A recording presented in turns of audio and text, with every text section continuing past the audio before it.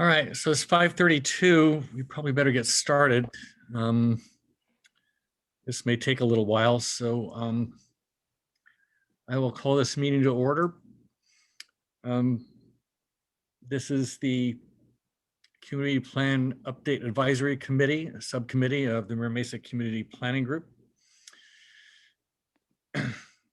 First thing on the agenda is non-agenda public comment. I didn't have any non-agenda public comments submitted. I did have 3 emails supporting the city's proposed plan, but that's part of the agenda, so it's not non-agenda. With that, I think we'll go ahead and Alex, you can get started with your presentation. Thanks, Jeff. Good evening, everyone. My name is Alex Frost, Senior Planner with the Planning Department. I will be going over 5 topics, just a quick introduction and background, followed by the online community engagement tool and how that result reflects the land use scenarios, followed by just the description of land use categories, and then land use framework in the actual scenarios. We have 3 potential scenarios. And then finally, what are the impacts and analytics based on the 3 proposals, and then discussion next step. So I will just get right to it. We have a lot to cover today. Just for recap, for a lot of the newer folks, maybe is attending for the first time, community plan is a public document which contains specific proposals for future land uses and public improvements in a given community. A community plan is part of the city's general plan, and it provides tailored policies and long-range physical development guide for elected officials and citizens engaged in community development. And at the bottom, you can see the 1965 Mira Mesa Community Plan, followed by 1977, 1981, and in 1992. And with 1994 being the Carroll Canyon Master Plan, where 3 Roots was recently adopted, which was based on the framework and principles from that plan. What the community plan does, so it provides community-specific tailored policies and a long-range physical development guide for city staff, decision makers, property owners, and citizens engaged in community development. It establishes goals and policies to address land use, mobility, urban design, parks, open space, and public facilities. And as a component of the City of San Diego's general plan, it is a long-term blueprint for the future and provides location-based policies and recommendation. What the community plan does not do, it does not mandate growth. The community plan provides options and opportunities for new housing and employment. It does not require property owners to redevelop or mandate that development will happen. It is also not a maintenance document. Plan is mostly a long-range policy and regulatory document, identifying future infrastructure needs. And then it does not approve specific projects. The plan establishes policy, regulatory direction. All future projects will still go through an approval process. So that was just a quick recap. Today is the 22nd meetings of this Mira Mesa Advisory Committee. We've had 5 events, open house, workshop, and some pop-up outreach, and 3 online engagement and stakeholder interviews, those opportunities. In terms of technical studies and documents, we've done a lot, existing conditions, really detailed analysis related to mobility, and some corridor concepts. Community engagement report from the phase 1 outreach, which helped develop draft vision and principles. A lot of the economic analysis related to employment area, market demand, and land use analysis, as well as urban design, site analysis and renderings for focus areas. and several tech studies such as hazmat, geotech, biological, cultural resources, and water wastewater, which will be posted shortly. Just to recap, draft vision and guiding principles were drafted and presented at the January 2019 advisory committee meeting. And the draft vision is vibrant employment centers, eclectic community villages, and active neighborhoods. And we had drafted some guiding principles related to land use, mobility, housing, public facility, promoting walkable, compact, mixed-use villages of different scales, more plazas, squares, and walkable streetscape, diverse housing types, for a variety of incomes and ages, located near transit jobs, activity centers, and other amenities. In terms of mobility, transportation network that ensures safe, accessible, and efficient travel with convenient, frequent, and user-friendly public transit network, and comfortable neighborhoods for people walking and biking, with continuous sidewalks and bicycle path and variety of routes to services, and investing in new public facilities to meet community needs, especially related to parks and recreation. Um, and parks, trails, and open spaces are easily accessible to residents through the community. Restoration of communities, creeks, and protection of sensitive habitats, canyons, and open space network.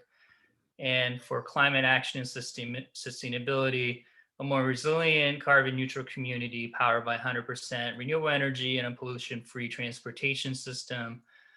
State has a new mandate to phase out sale of internal combustion engine vehicles by 2035. So we're definitely transitioning fast towards electric vehicles. And then in terms of economic prosperity, employment centers that include, when appropriate, shopping and after hour activities, as well as housing, so they become richer, more vibrant places, and land use and infrastructure investments that promote more startups, craft businesses, knowledge-based jobs, and also preserving industrial land for manufacturing, warehousing. So hopefully a lot of this will be reflected in the land use proposals today. Um, so we had online community engagement, which is helping to inform the land use scenarios. This is the city's pretty like constant community feedback loop with participatory scenario planning. So we had 6 meetings related to urban design discussion and 1 workshop at Qualcomm Pacific Campus, helping to craft the content for the online community engagement tool. And also 2 meetings related to mobility vision and corridor concepts. So we are integrating mobility improvements, land use, transit, and looking at it in a holistic manner. And that helped inform the OSET tool, and the survey results that was presented in November is informing the draft land use scenarios being presented today. So the OSET had pretty broad participation and representation, with 87% of respondents saying they live or live and work in Mira Mesa. 50% of respondents were 40 or younger, and 48% of respondents were non-white, really reflecting the diversity and the mix of Mira Mesa. And the result informs the draft land use scenarios. So I want to just quickly go over how the OSIT result informs the draft land use scenarios being presented today. So we have several focus areas. One was Mira Mesa Gateway right off the 15 and Mira Mesa Town Center, just for context.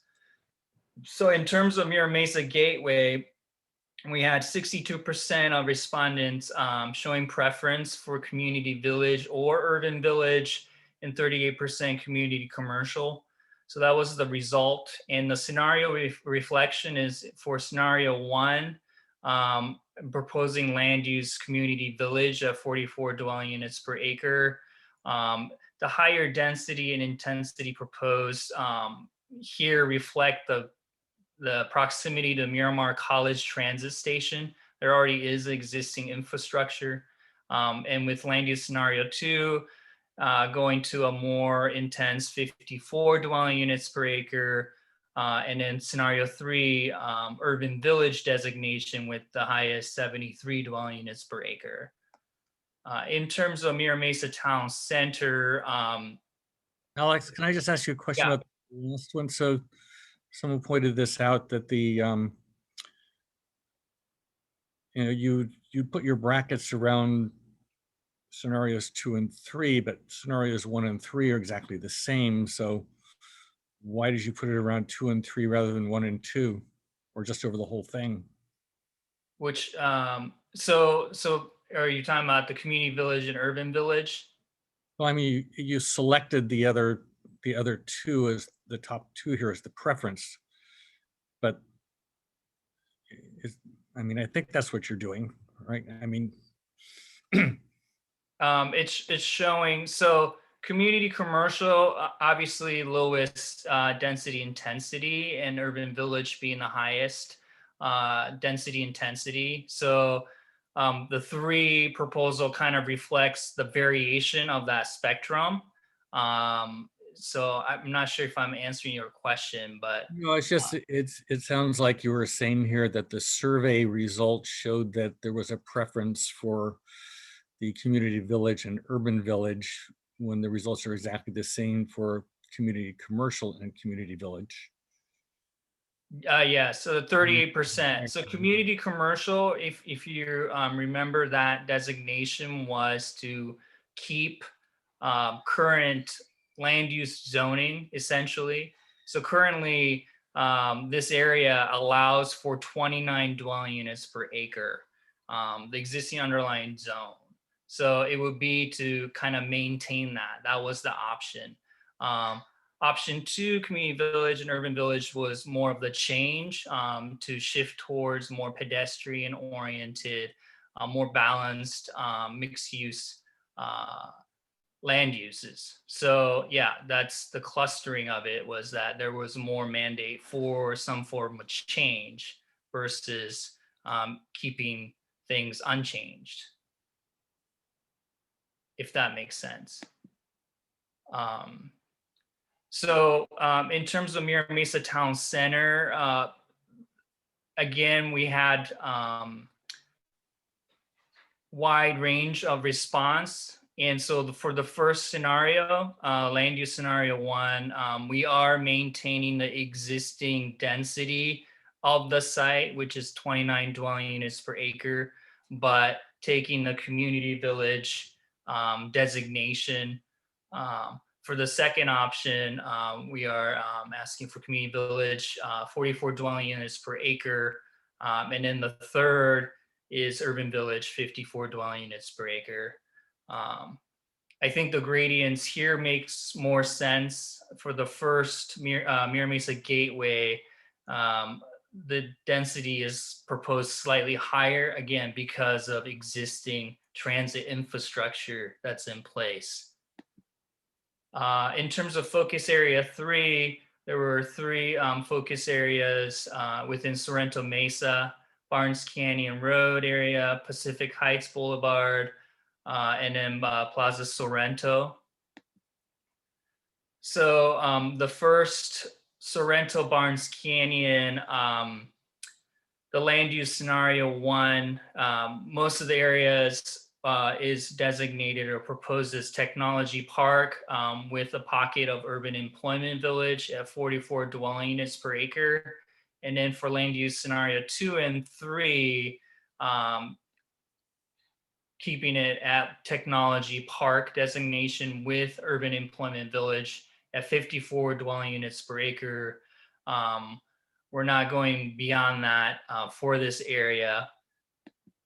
In terms of Sorrento, Plaza Sorrento, again, 67% of respondents showed preference for either Science and Tech Park or Science and Tech Village.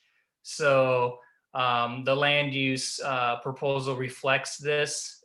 Most of it will stay in the lower intensity density zone, with the first scenario advocating or proposing for Tech Park and urban employment village at 29 dwelling units per acre.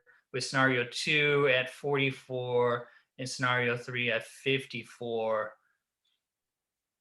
And then for Pacific Heights Boulevard, although the 76% of people showed preference for the first two options, we are proposing higher density here because to reflect the latest SANDAG concept for high-speed commuter rail, which was announced, I think, late last year. Where a high-speed commuter rail station is planned for this area. So for the first scenario, we are starting at 54 with technology park designation and urban employment village, with 73, the next increment, dwelling units per acre, and at 109, this would be the highest density we're proposing for Mira Mesa. Alex, I don't quite understand Yeah. what commuter rail. So I will share the latest planned route network, but what they're planning is to connect South Bay to Sorrento Mesa and then to Oceanside, but also to have a direct connection to University, UTC. So it's a new information. So that's why this proposal kind of reflects that. It's a huge potential new infrastructure. For Miramar Gateway, along Miramar Road, there was, let's see, 53%. So majority of respondents showed preference for business park. So the first two really reflects that. With the first scenario proposing business park and community commercial at around 29 dwelling units per acre. And then for second option at 44. And then for land use scenario 3, because there were 33% of folks that show a preference for more of the flex district approach. So that's reflected in the third scenario at up to 54 dwelling units per acre. So moving on to land use categories. So these are the major proposed land use that I will share with you today. So neighborhood commercial provides local convenience shopping, civic uses and services serving about 3-mile radius. And then community commercial, this provides for shopping areas with retail office services for the community at large, includes community serving uses such as office, hotel, automobile sales, as well as limited light industrial uses of moderate intensity that serve residents and workers in community and adjacent community. Most of this proposed land use is along Miramar Road. And then community commercial, residential permitted. This provides for, again, a variety of commercial uses, retail, personal service, office, hotel, and residential uses are allowed as part of mixed use development that features ground floor commercial uses. A pedestrian oriented development is encouraged with active storefronts in addition to outdoor seating and social gathering spaces. So the density ranges from 0 to 73 dwelling units per acre in various proposed land uses. In terms of employment, 3 major new land use is introduced. Technology park, which allows high-tech related to applied science, including R&D, corporate headquarters, light manufacturing, storage, and distribution uses. Also allows office uses, which provide functions directly related to these high-tech uses. Sites with shared amenities, business incubators, and flexible innovation spaces are encouraged. Business parks, which allows for office R&D and light manufacturing uses. This designation would not permit storage and distribution uses, except as accessory to the primary use. It is appropriate to apply in portions of communities primarily characterized by single and multi-tenant office development with some light industrial uses. So it's more appropriate for the Miramar area. And then the business parks with residential permitted, so similar, but it allows for mixed business park residential development, which can create unique housing opportunities to support office business and other employment uses. In terms of mixed use, so really starting at neighborhood village, which provides housing in a mixed use setting and convenience, shopping, civic uses is an important component. Again, serving approximate 3-mile radius from 0 to 44 dwelling units per acre. Community village, which provides housing in a mixed use setting and serves the commercial needs of the community at large. It's more integration of commercial and residential use is emphasized. Civic uses are an important component with retail, professional, administrative office, commercial recreation facilities, service businesses, and similar types of uses are allowed at between 0 to 54 dwelling units per acre. Urban village, so serves the region with many types of uses, including housing in a high intensity mixed use setting. Integration of commercial residential uses emphasized, with larger civic uses and facilities are a significant component. 54 to 73 dwelling unit per acre is the range at this land use designation. And finally, urban employment village. So this allows mixed use development where employment uses are balanced with potential residential uses. Employment uses would be the primary use and residential uses are allowed. Active street frontage and pedestrian-oriented design are encouraged. Developments can create unique housing opportunities that support creative office, business incubators, and high-tech research and development uses. And the density is from 0 to 109 dwelling units per acre. And finally, residential, there's medium, high, and high land use proposed right now in 2 sites, which would allow for between 30 to 74 dwelling units per acre. These developments typically include individual shared common open areas at the medium high level. And for residential high, for larger blocks, pedestrian connections throughout the site and to the community is strongly encouraged. And there's accompanying photos to reflect what these density ranges could look like. So that was land use category. And now just moving on to the framework in the actual land use scenarios. So I just wanted to start with open space, parks, and trails, both existing and proposed. The yellow line is existing and proposed trails. So right now, over 17 miles of proposed trails has been presented to the committee,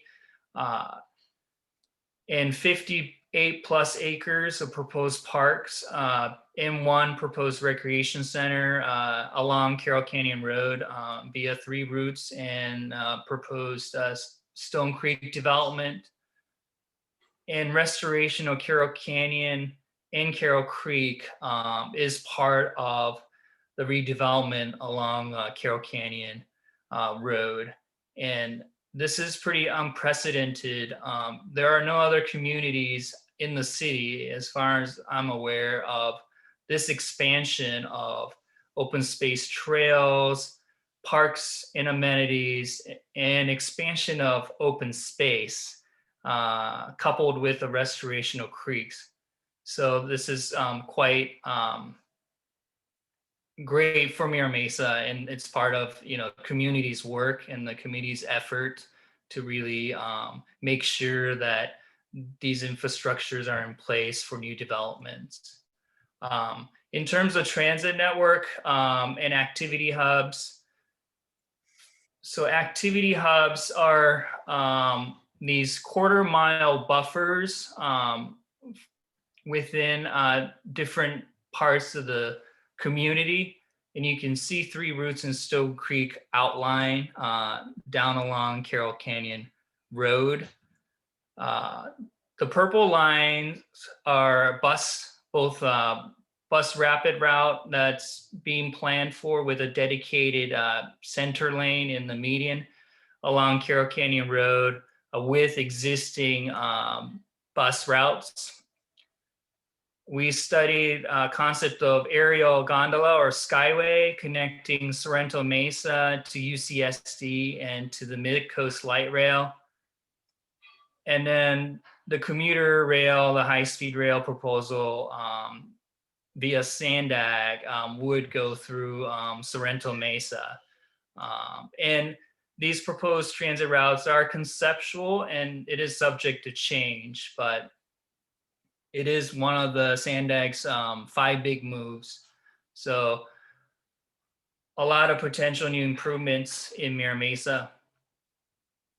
And in another approach in looking at how to create more walkable neighborhoods and walkable places, I think this whole COVID-19 experience has really made a lot of people realize how important it is to be able to walk in your neighborhood, just to be able to go to grab some coffee or food, or just being able to walk your dog to a park. As many of us are working from home, and with the trend potentially continuing, to the future, I think the emphasis on creating more walkable suburbs and walkable neighborhoods would become more important. So this is just showing a walk shed of 15-minute walking to these potential, existing and proposed activity hubs across the community. So in terms of scenario themes, there are really 3 themes. The first proposal is focused on redeveloping or revitalizing community centers and neighborhood nodes. Second option is community centers and transit corridors and neighborhood nodes at medium density intensity. And the third option is the same, but with higher density intensity. So scenario 1, community centers and nodes, proposed areas of major change. So this is only showing the areas we are proposing to change from the existing adopted land use plan. So you can see down in Miramar, most of the light industrial area will remain. But you can see the dark blue is technology park. So a lot of the areas in blue are currently designated as industrial park, and we're proposing to change the technology park to better reflect what's actually on the ground and what's being built, and to align with the general plan land use categories.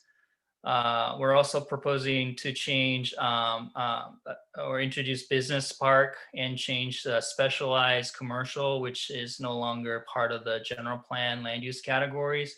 And then along Miramar Road on the western edge, heavy commercial.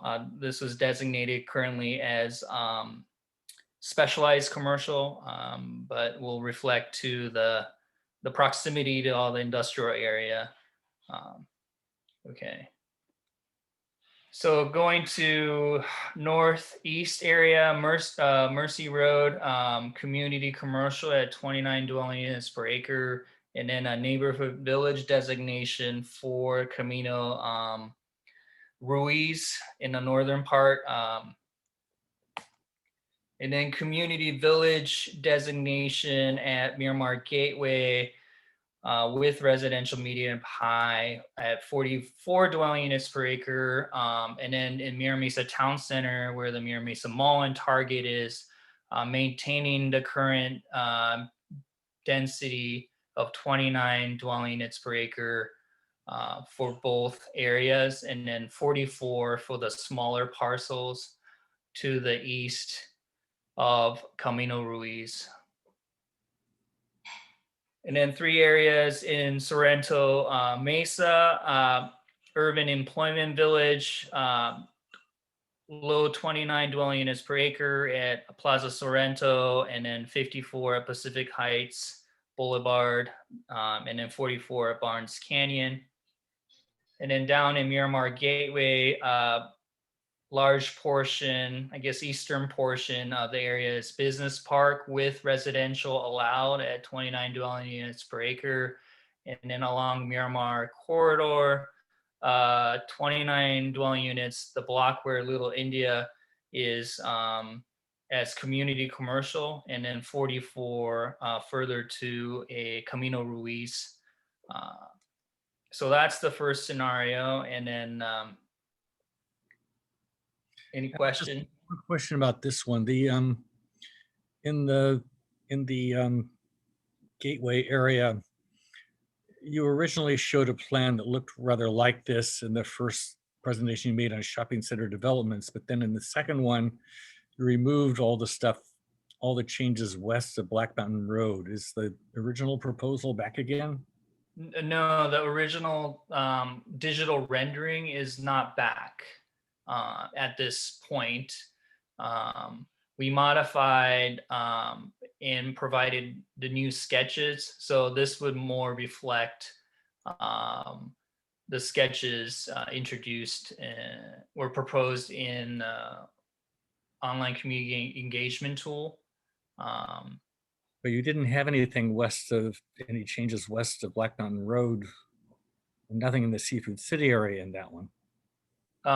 Seafood City, yeah, I mean, these are all part of, okay, so I understand your question. So we couldn't show and do a study of site analysis and urban design renderings for every site that had potential to change. So we were clear that we focused on some of the key parcels and study that. And we were going to use the online community engagement tool results to inform other parcels surrounding areas. Okay.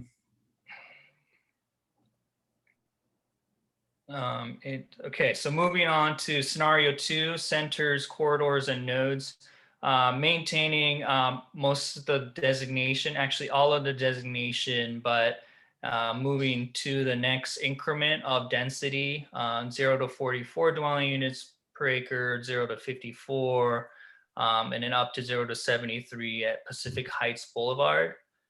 The only addition from the first scenario is north of where Google is, north of Mira Mesa Boulevard.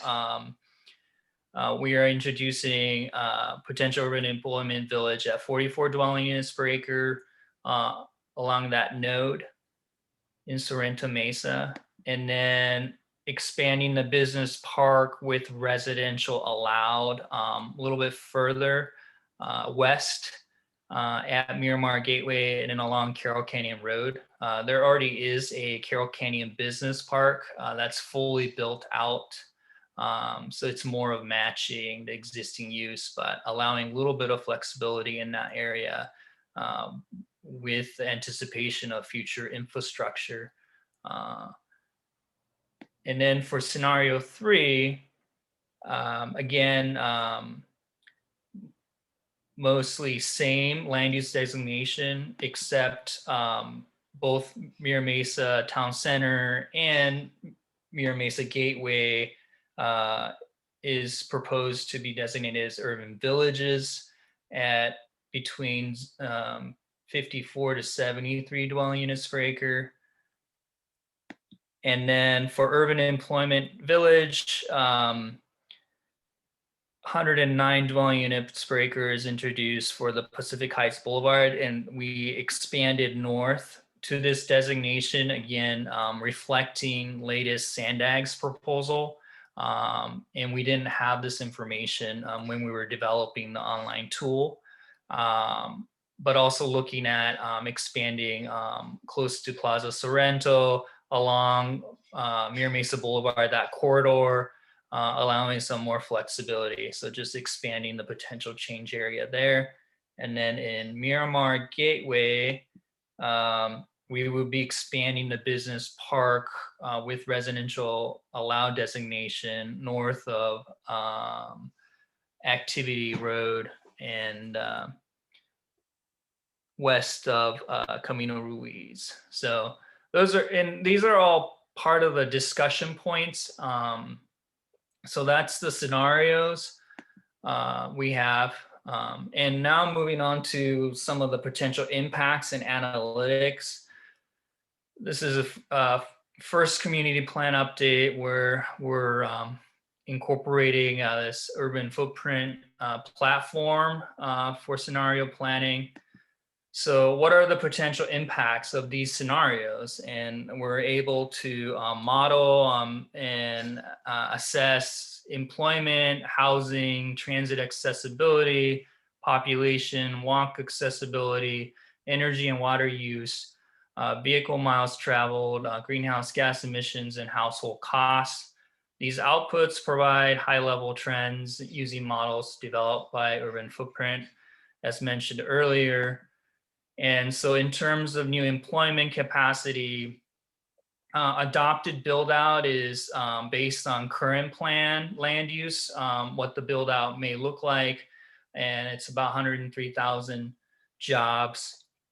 So looking at scenario one would add 7,000 additional jobs, up to 24,000 for scenario three. In terms of housing, adopted build out assumes up to 34,000 units in Mira Mesa. So the scenario one would add about 12,000 new housing units or capacity for housing units. And scenario two at 16,000 and scenario three at 23,000. Just remember that new housing capacity does not mean all these units are going to be built, as Mira Mesa is shifting to more infill, as in most of the vacant lands are, developed or going to be developed. What's remaining is, already developed lands with buildings and structures. So it's less likely to redevelop than when you had when you were expanding horizontally, and now it's growing up, and that takes a lot more market analysis. I guess all the stars needs to align for redevelopment to happen. So for places like Target or Sprouts, a lot of the anchor, commercial locations, they have very long-term lease, up to 20 years. So we don't foresee any of that changing anytime soon. Just to put this in perspective, it does sound like it's a lot of new units, but looking at 3 recently adopted community plans for comparison. So Midway Pacific Community Plan was adopted in 2018. It's about 1,300 acres, and new housing capacity added was about 6,500. So just looking at it per acre of the planning area, it's about 5 additional units added per acre. With Mission Valley, adopted in 2019, 28,000 units were added, which makes sense because there's already an existing trolley line with several stations at 8.8 additional units per acre. Kearney Mesa adopted last year with 4,400 acres in planning area, introduced about 27,000 new units, and that's about 6 acres or 6 units added per acre. So in terms of the 3 scenarios presented today, it would be between 1.1 to 2.2 units added per acre. But obviously understanding that a lot of the Mira Mesa is open space, around 30%, and parts of Mira Mesa is under the flight zone, safety zone. So residential is not allowed. So yeah, that would take a lot of the developable land out, but this just provides a general perspective on what's been happening in other parts of the city. Yeah, Alex, I really don't like that slide. I mean, I think that's very misleading. I mean, you're talking about adding housing to all of our commercial areas as well as Mira Mesa, all of which is at higher density than anything currently allowed in the community. So, I mean, to say, well, it's really not so many houses is it's just not right. Yeah, well, no, I did not say that, it's not many houses. It's obviously there's a lot of additional housing capacity being proposed. This just provides a perspective or comparison with what's Well, been recently adopted. that's the problem. It's a very misleading perspective. How is it misleading, Jeff? Well, Jeff, go ahead, but I have the same concerns because the number of acres here, is this sort of total for Mira Mesa, or is this buildable land that exists? It depends on your reference, because when you look at the Midway region, which is mostly commercial businesses plus, you know, what's now the casino, it's a very different situation, and I think the comparison is misleading. Okay, noted. Each community has very different contexts. Understanding that Midway Pacific is mostly, again, commercial business area, anchored by sports arena, and a lot of the redevelopment and the new units are being added through the sports arena redevelopment proposals. Obviously, it's close to Old Town as well, and there is a spa war or NAB war, Grand San Diego Grand Central proposal, also in planning stage. So yes, I guess the context is different. That's a very unique area, and I would say Mission Valley with existing trolley line obviously is a very different context as well. But Kearny Mesa community plan, and Kearny Mesa is mostly employment oriented with commercial uses and some residential, but I believe there are about 10,000 people or 10,000 units living there. So it is slightly different, and no two communities exactly the same, but this does just provide just a comparison. Yes. Barry has your hand up. Yes, go ahead. We go. This is units added by the proposed changes theoretically, but I don't think that counts all of the units that are coming online with Three Roots and Stone Creek. So where we are now, plus 1,800 at Three Roots, plus 4,450 at Stone Creek, plus these numbers is more accurate. Yes, correct. In addition to Three Roots and Stone Creek, yes. Now, for the other communities listed, do they also have projects of comparable size that are not accounted for? Yes, I believe Mission Valley has had many recent redevelopments. Kearny Mesa as well as Spectrum. So that's if you're driving on 163, it's on the eastern side, those redevelopments. So these are all in addition to those proposals. But I think Mira Mesa is unique that, between Three Roots and Stone Creek, it's almost 7,000 additional units that's going to be built. So yeah, I'm aware that, Mira Mesa is really pulling its weight to add new housing, as also with Casa Mira View. So I understand where you guys are coming from, where you folks are coming from. Did someone else have their hand up? Or? I did. This is Lil. Yeah, Lil. Oh, hi. Hey, looking at these scenarios, and I just heard about the commuter rail, which I'm Mhm. super excited about, connecting Oceanside to Sorrento Valley, Mhm. and that would be great to connect to University City. But along with the 3 proposed areas that you have in Sorrento Valley, I think it's great that they're going to change it to mixed use. I mean, we need more. I mean, Mira Mesa is pretty dense already, but Sorrento Valley has a lot of growth that we can do to make it a live, work, play, feel like 3 roots and that. So I'm excited about possibly getting more housing in Sorrento Valley. Okay, thank you for your comment.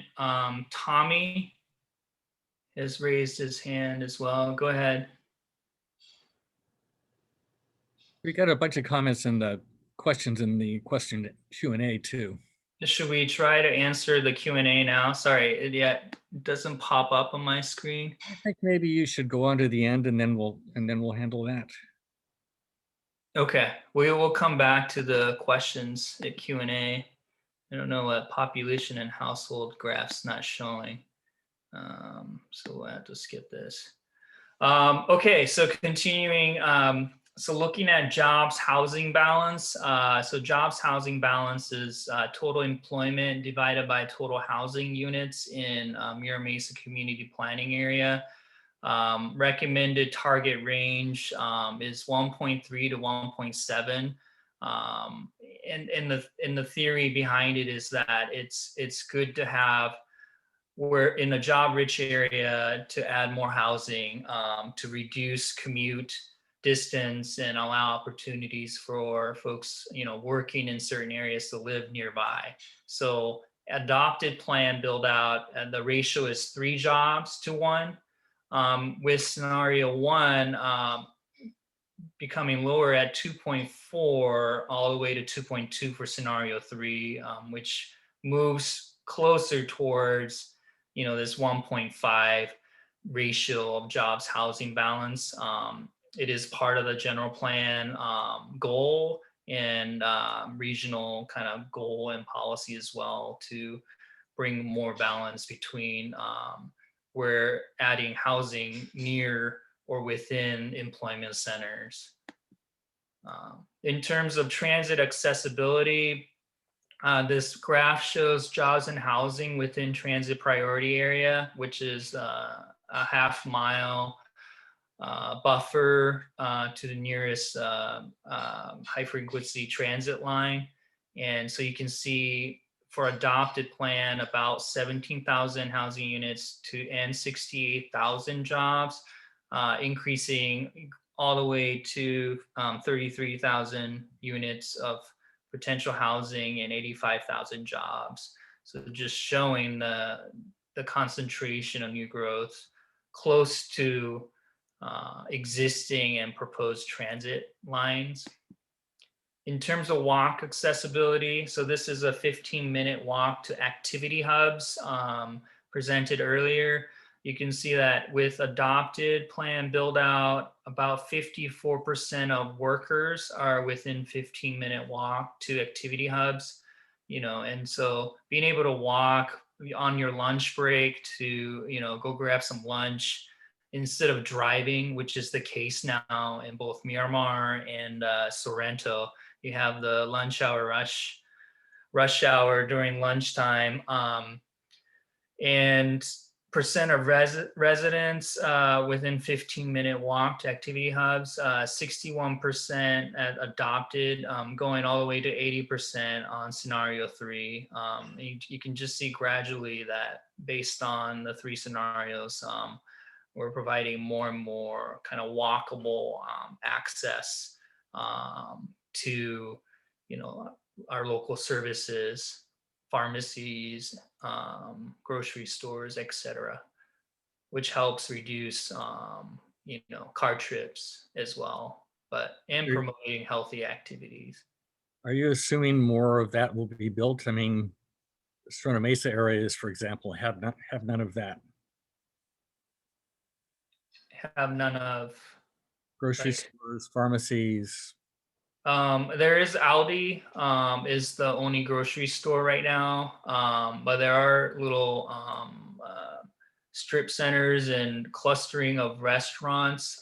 So yeah, the Sorrento Mesa, that will be the proposal for the future, to have a little bit of those different services that's employment supporting, and also, potential residents, to activate those areas into a little bit more of a 18-hour community or neighborhood. Right now, it's really 8 to 12 hour, and it's pretty much dead at night. So, yes.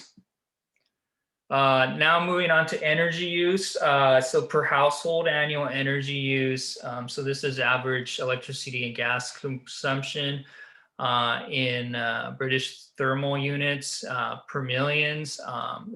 And you can see with adopted, we have 8% reduction in potential household energy use in scenario 1, and up to 14%. This range, and part of it is smaller units, more compact, resource and energy efficient development patterns promote less resource use, including energy and water use. As I emailed you this morning, Yeah. particularly in the energy slide, Mhm. the difference is entirely due to fewer people per household. If Mhm. you do this by per capita rather than per unit, then you get the Yeah. same for all of these. So per capita calculation is available for water use and some of the other topics, but it's not available for all the modeling output. So I don't have the per capita energy use reduction, for example. So what I had was per household for all of the models. So that's why I used it. In terms of water use, there is a reduction in water use at per capita level. And I believe you would see per capita how energy use would potentially decline as well. There's no difference in energy. That's an easy calculation to make.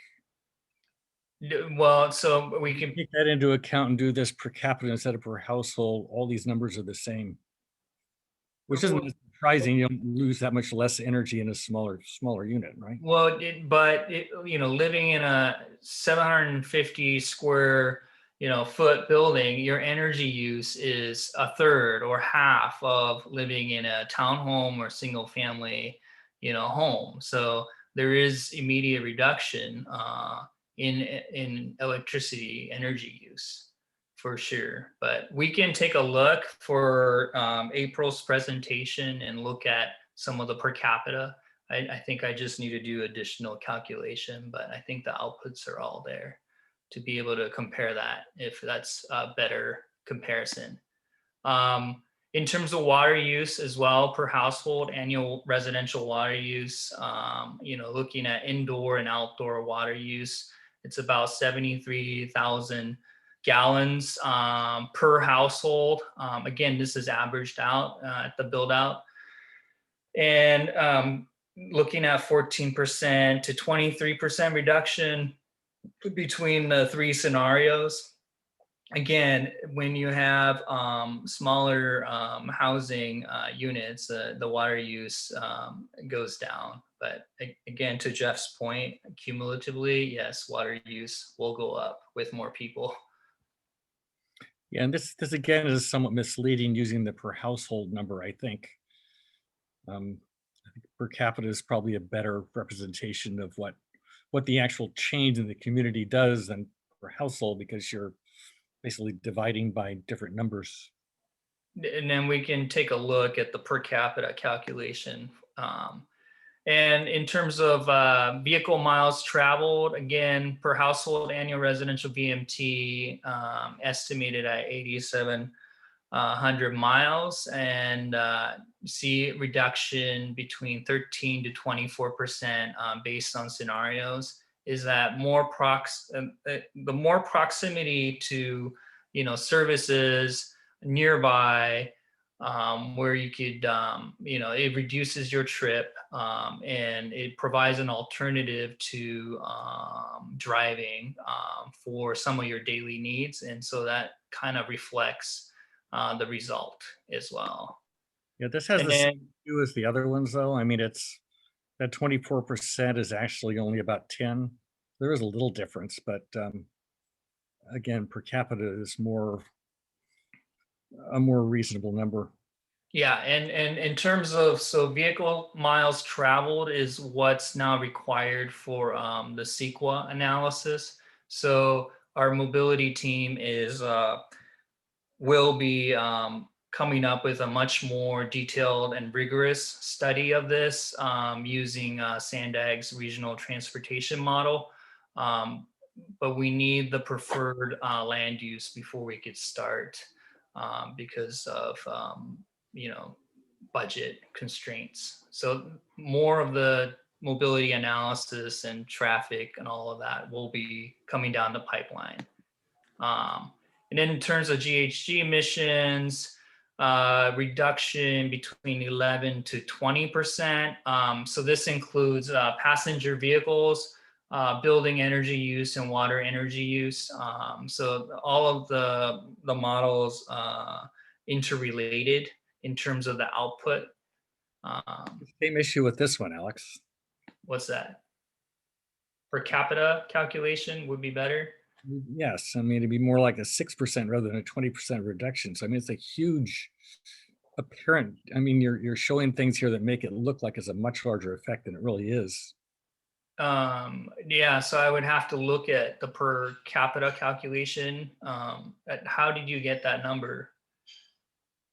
I came up with a factor of 0.86, just using the change between the number of people in the existing households versus the number of people. You have 2.7 people per household in the current community plan number, and then you have 1.77 people per household in the additions.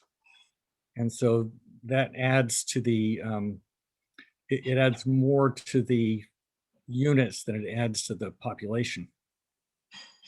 Yes, but I think, as I've explained earlier, that that the household numbers are different based on housing types. So the household numbers are much larger for single family, new development in 3 routes compared to townhomes, which compared to multifamily residential units, and based on the square footage. So you're rounding based on total population and coming up with the household numbers. So I mean, we can dig into more of the methodology if there's an interest. But again, this provides a high-level trend line. And as part of CEQA analysis, this greenhouse gas emission analysis will be conducted. What these scenario impacts show is basically confirms, hundreds of peer-reviewed studies and articles that's been done showing the benefits of more compact, complete communities, which uses, less energy and resource. And part of it is, the reliance on cars, automobiles. The car dependency, is very resource intensive. Air pollution is a major factor in the health outcomes. Where United States, I think 42% of Americans now are considered obese, and that contributes to cardiovascular, impact, respiratory disease, and all of the other kinds. So I think, the land use patterns that we have promoted has had a lot of negative externalities. So I think those are part of the consideration as well. All of that is fine. I don't disagree with any of that, but Yeah. I just don't want you to put up misleading numbers that are, sort of manufactured to look a particular way. There are really 3 things that might be of interest, right? Your per unit number, I suppose, is of some interest. The per capita number, I think, is more reasonable because it corresponds to the number of people you're adding to the community. And then there's the total, right? You multiply this out to get the total increase in the amount of, say, greenhouse gas emissions, and that's a bigger number. So when you only show this one, and you only show it in this way, I just think that's very misleading. At the household level. Yes. But I think at the household level is how people connect and can relate, right? Because it's much more of a, personal impact. Because if I share it with per capita, in terms of the household cost, for example, per household annual auto and utility cost, you see with the different scenarios, 12 to 20% reduction, potentially leading to annual household savings of $3,000. wrong. I mean, it's just because you have fewer people per household and in smaller units that you're getting that. If you actually do the calculation, the numbers just don't look like this. Uh-huh. Alex, I think Yes. that you need to get into some more detail, even though there's an enormous amount of information already. But if you look at, let's go back to say water use, single family houses will have a much higher per capita and much higher per household water use because many of them still have waterable grass. But as we're moving, some of us at least, to plastic grass or artificial turf, that goes down. It's at that point that I think you can create incentives for individuals. And the fact that you're talking about small dwelling units versus larger dwelling units, that too is something that can influence how people think about what they can do and how things might be improved. Otherwise, you're going to end up with what we're having right now is a focus on the inadequacies of aggregated parameters, aggregated statistics. And those, as I think everyone pretty much agrees, are misleading in some respects.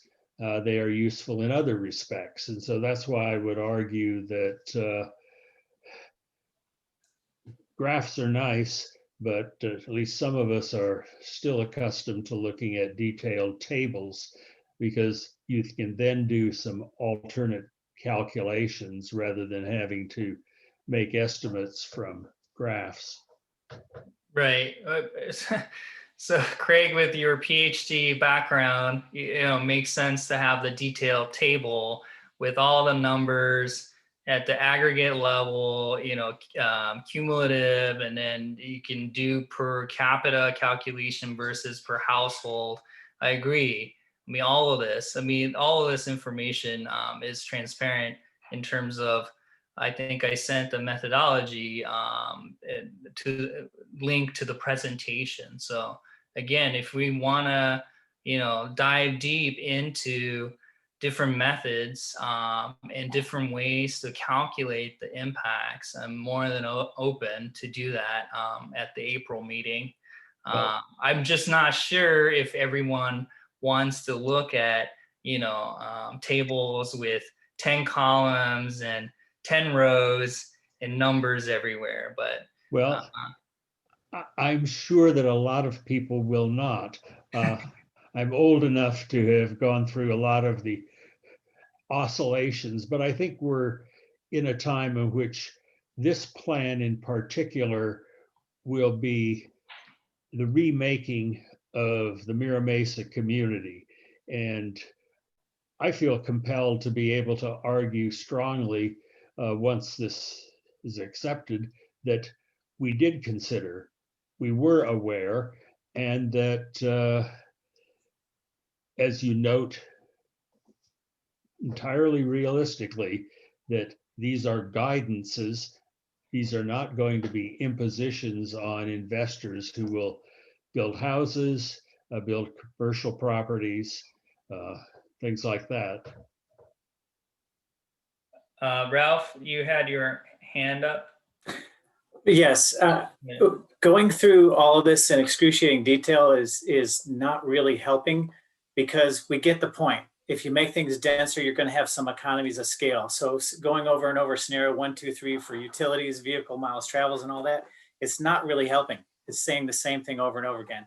What would be more helpful is what is the total change to the community? Like, if we've got what the total vehicle miles traveled, that's going to increase with scenario 3. But these charts imply that it will decrease. So if you also listed the total number of miles traveled or the total amount of gasoline used or gas used or energy used or water usage, that would make a much clearer picture to the community at large as to what's going to happen in these different scenarios, how much more traffic we're going to have, how much more water usage is going to happen, how much more energy usage is going to happen with scenario 3 versus the actual adopted build out.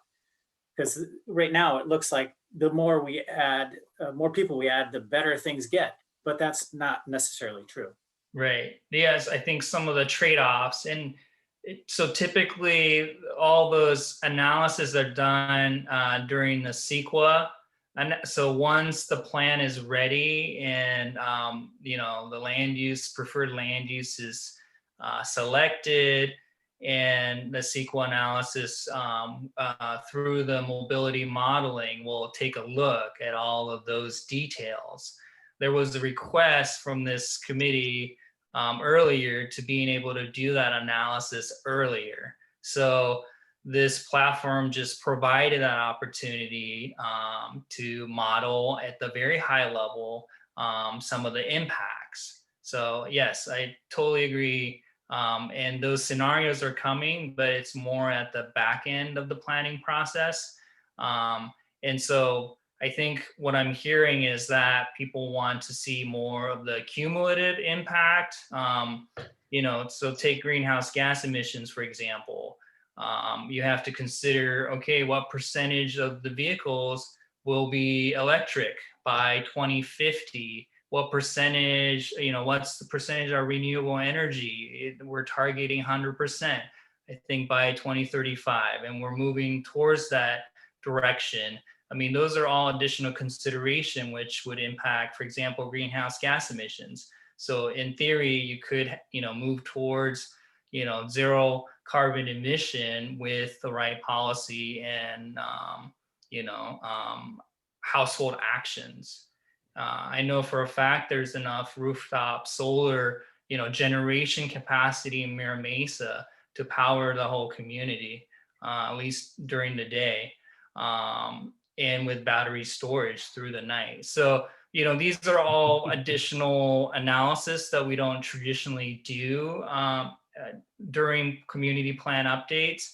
I think introducing some of these different impacts and analytics, we're really piloting it. So it's good to hear all of these feedbacks for sure.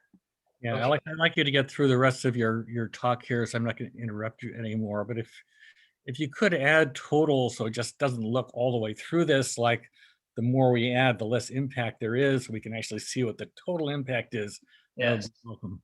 All right. So in terms of, total impact or difference between adopted plan, potential new jobs, housing, and population capacities. This is adding to the 34,000 housing units, for example. You see in terms of employment, 7,000 to 24,000 potential new jobs. Employment capacity based on the 3 scenarios. In terms of housing, you have 12,000 to 23,000 new housing units, and population is looking at between 19 to 39,000 in absolute numbers. Difference between adopted plan, transit and walk access. So in terms of transit accessibility, potential new housing within transit priority area, scenario 1 would add about 48% more, up to 92% for scenario 3. In terms of employment within TPA, we have a 7 to 24% increase within a TPA. In terms of walk accessibility, residents within 15-minute walk to activity hubs, you increase this by 33% in scenario 1 compared to adopted build out, up to 64%, and for workers 10 to 38%. It's just one proxy for walk accessibility. And then finally, difference between adopted plans. Yes, potential household related to resource use, trip efficiency, emissions, and cost. There's a desire to see this in per capita, which is fine as well. I think it will see a reduction, maybe not as dramatic reduction, but definitely reduction. In terms of cumulative, yes, there will be more increase in water use and energy use. But in terms of greenhouse gas emissions, it's dependent on how, is it a renewable energy? Is it electric vehicle? Are we phasing out natural gas and moving to electric convection oven, stovetop? I mean, these are all additional considerations that we can actually take a look as we narrow down the land use scenarios for the next meeting. And then in terms of discussion and next steps, I have to present at the second Planning Commission workshop mid-March. We did a Planning Commission workshop earlier in the process, and they want us to come back and share some of the land use concepts. And so we would like to get their feedback, and then we'll modify the draft land use scenarios based on stakeholder feedback from tonight, and between now and Planning Commission workshop and after Planning Commission workshop.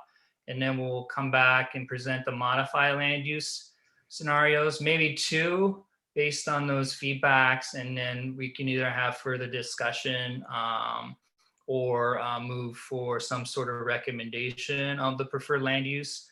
And then in terms of next steps, so mid-March Planning Commission workshop 2, there will be no meeting for this group. And then April 19th will be the modification of the land use, followed by, if needed, a May meeting on land use discussion.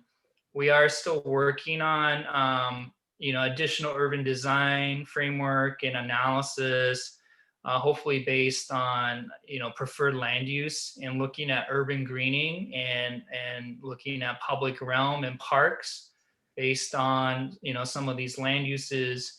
What kind of community plan implementation, overlay zone requirements, or urban design standards would be preferred. So those are still ongoing. And then looking at potentially August historic and noise presentation.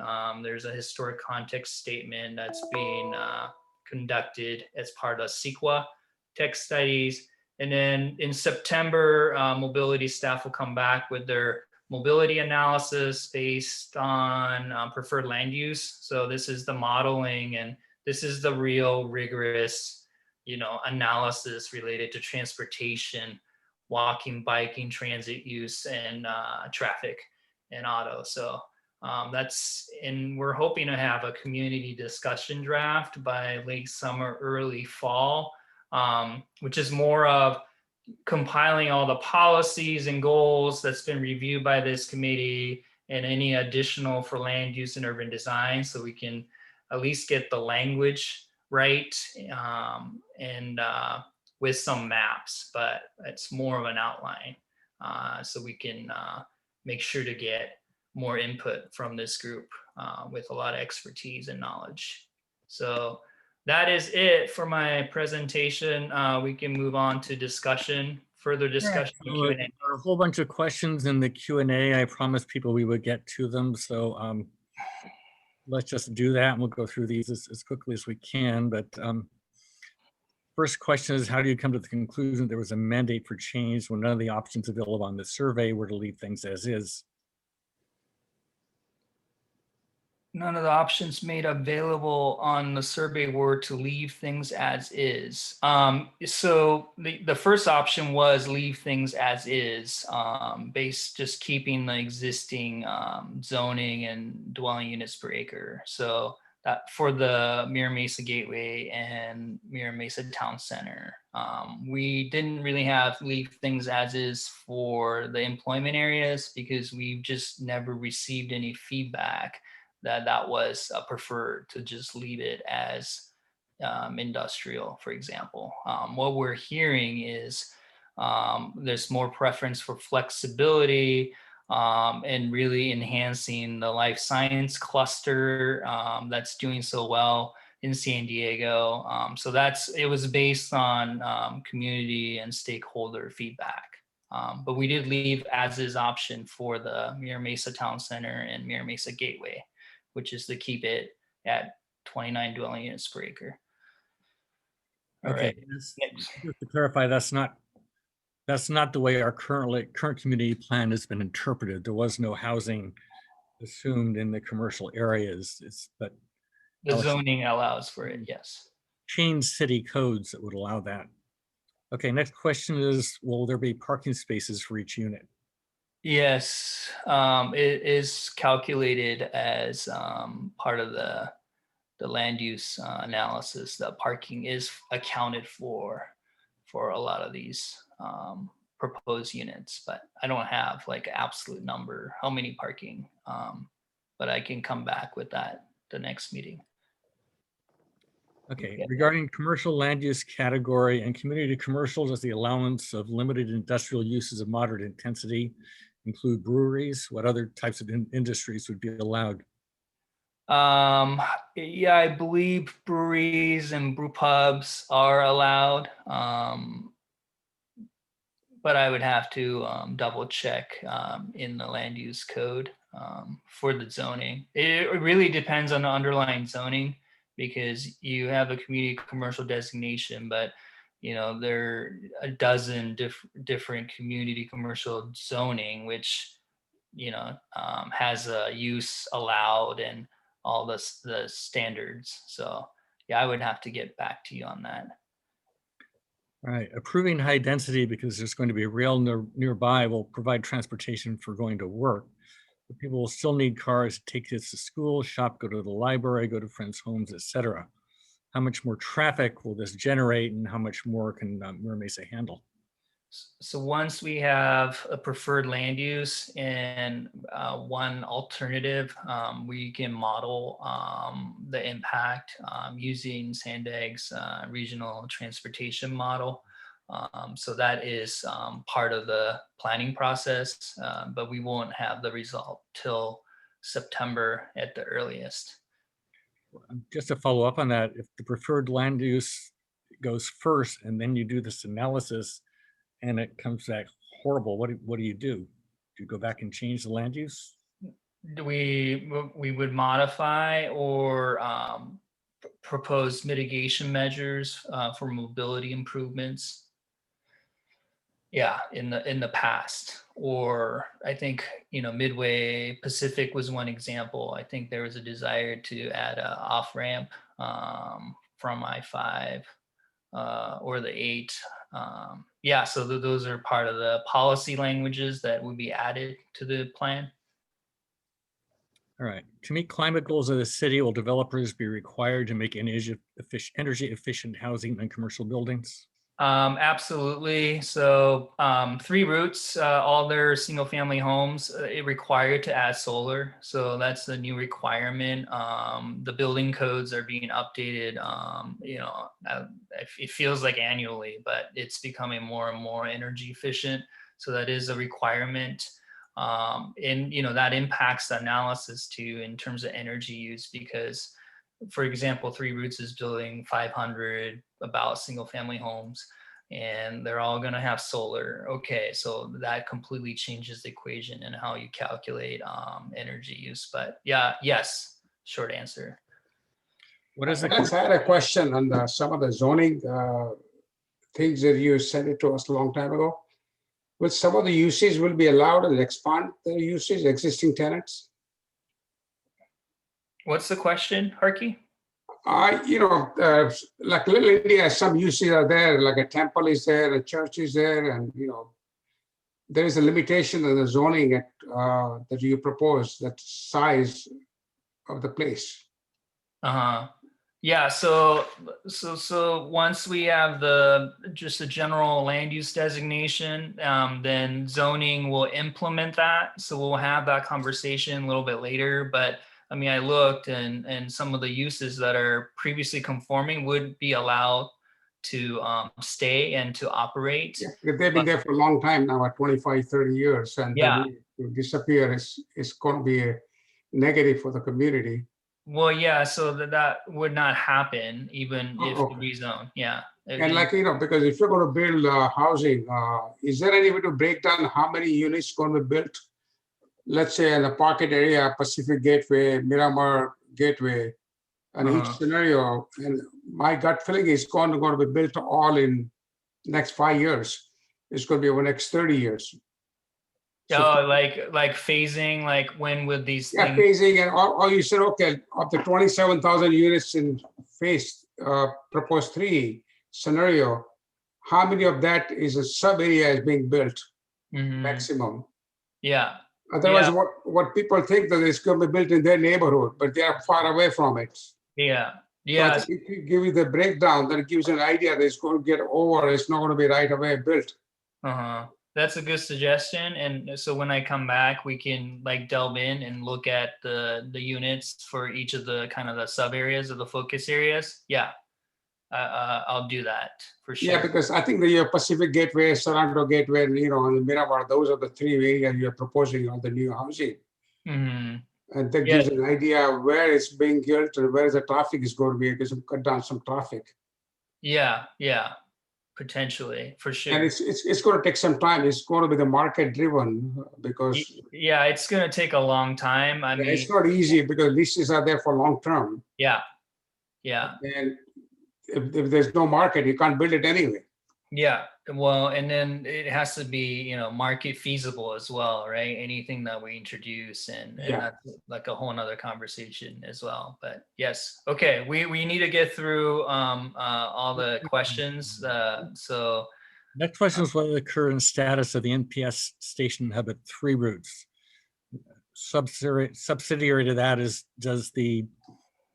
MTS going to do the high-speed bus lanes on or high-speed bus route on into 3 routes? Yeah, so right now the station is planned, I think, like on Carroll Canyon Road once that's built, because it's going to be a center lane, like a station in the middle of the road, which is the best practice for rapid. So it's a dedicated lane, so it's a lot faster and it doesn't get stuck in traffic. So that's what's being planned with Sandag and the city. The mobility hub, I think what they had proposed is, I think, to have more of like bike share and drop off points and all of that. So yeah, I'm not sure of the detail of the 3 routes, the mobility hub. I think they had like 3 acres dedicated. I would need to follow up with that, but I think that's part of their phase 2 development. Okay. We've got about 5 minutes left here. Does the city climate plan include any rebates to existing homeowners for making their home more energy efficient? I think that's the water agency, and I know there is a water efficient backyard program that does rebates, like getting rid of your turf. I know there is that program. I'm not aware of energy efficient retrofit. That would be SDG&E if there is such a program, but I'm not aware of it.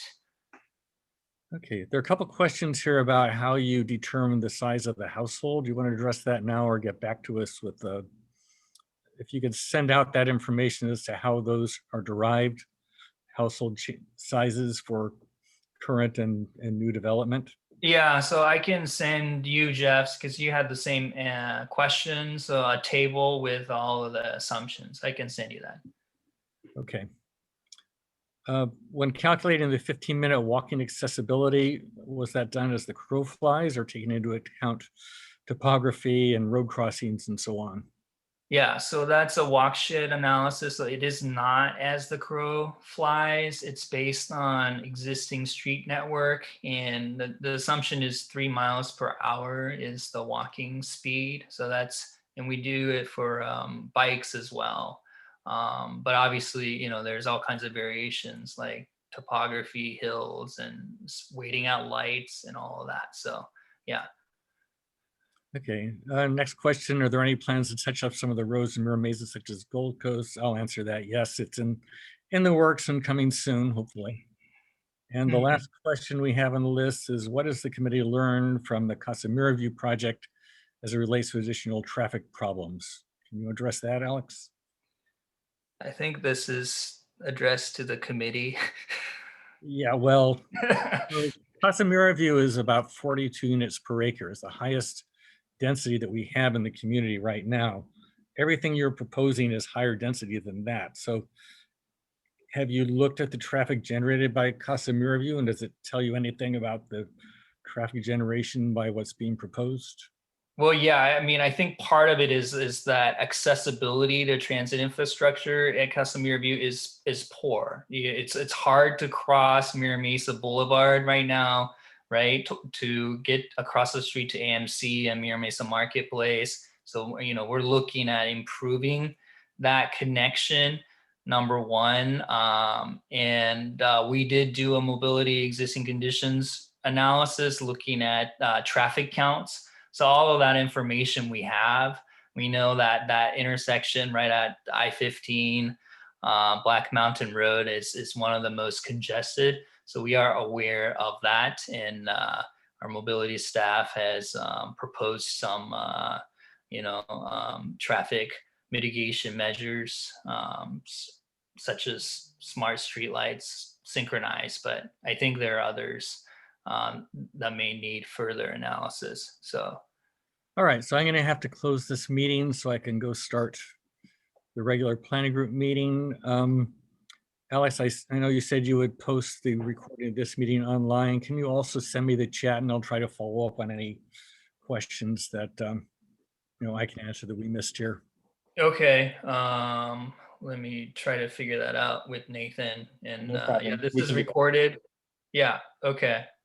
And then when will the recording be posted, Nathan? Like it's probably Monday or? Yeah, we can do that Monday. Mhm. Okay. All right. Thank you, everyone. Thank you. Have a good rest of the day. I guess I'll see many of you at the 7 o'clock meeting. All right, see All you right. in a couple minutes here. Take care.